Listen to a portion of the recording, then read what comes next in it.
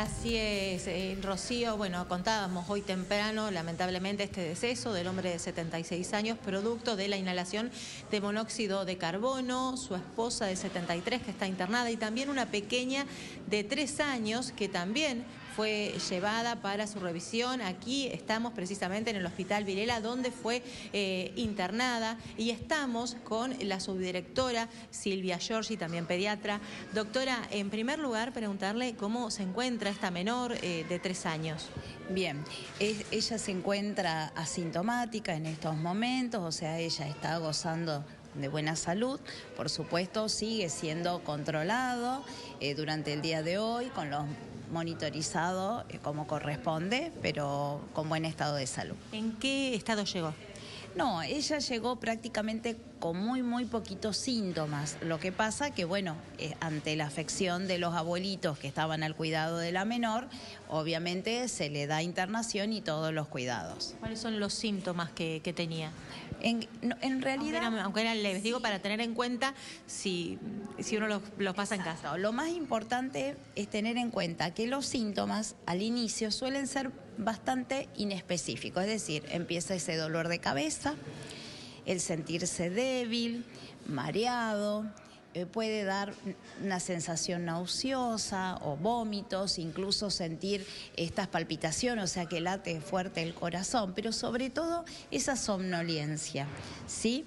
Esos son estos síntomas iniciales que, por supuesto, de continuarse pueden llevar hasta que la persona tenga una convulsión o tenga un desmayo.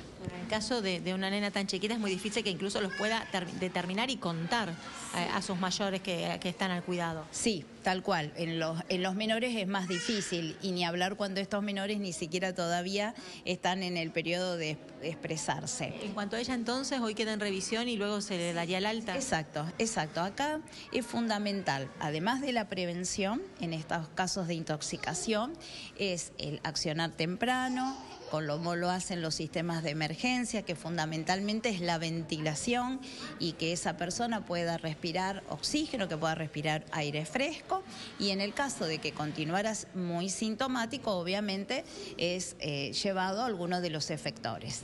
Doctora, lamentablemente todos los años nos toca contar casos como estos, donde las personas terminan muriendo por la inhalación de monóxido de carbono. ¿Cuáles son los recaudos que hay que tener en casa? Bien, tener en cuenta que este gas es un gas que no lo vamos a percibir, porque es un gas tóxico que muchas veces se lo conoce como ese asesino silencioso, en donde no tiene color, no tiene olor, no tiene sabor y no produce irritación ni de los ojos ni de la garganta. Entonces no lo percibimos. Los síntomas son inespecíficos y más aún cuando da esta somnolencia, entonces no nos vamos a dar cuenta.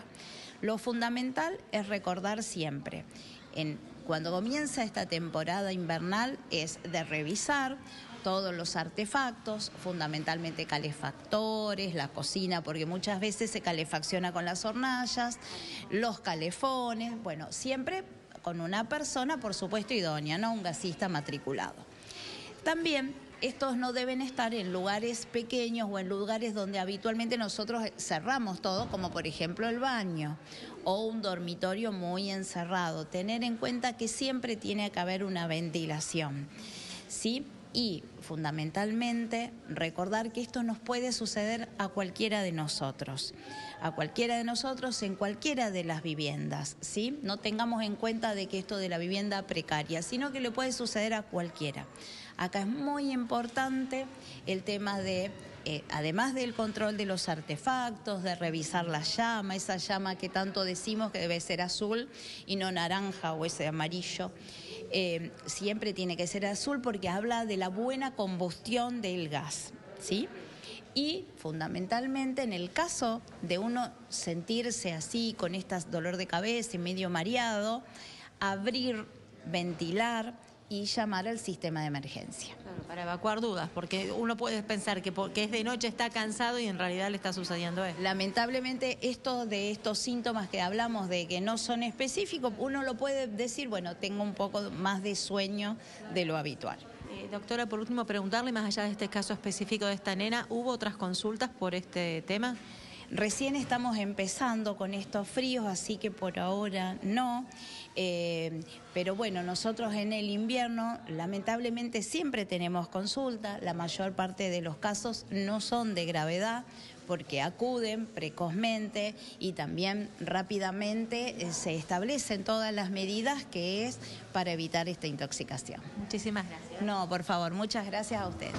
Hasta allí la palabra de la doctora Giorgi, dando cuentas, en primer lugar, el parte de esta nena de 3 años que fue trasladada aquí para ser atendida una vez que fue encontrada en la vivienda donde falleció su bisabuelo, lamentablemente, y las recomendaciones, ¿no?, que incansablemente, año tras año, las venimos contando: controlar la llama, el tema de la ventilación, hacer revisar los artefactos por personas idóneas, gasistas matriculados, siempre dejar alguna ventilación extra si se puede, si uno tiene el temor de que a lo mejor se apague, por ejemplo, el calefón, que uno lo suele tener siempre en piloto. Bueno, si está en la cocina, dejar una ventilación extra de alguna ventana, porque, bueno, más allá de todo, de las bajas temperaturas, primero la vida, ¿no? Con este tipo de situaciones, este tipo de gas que no se siente, lamentablemente, si uno no está atento, termina muriendo. Totalmente.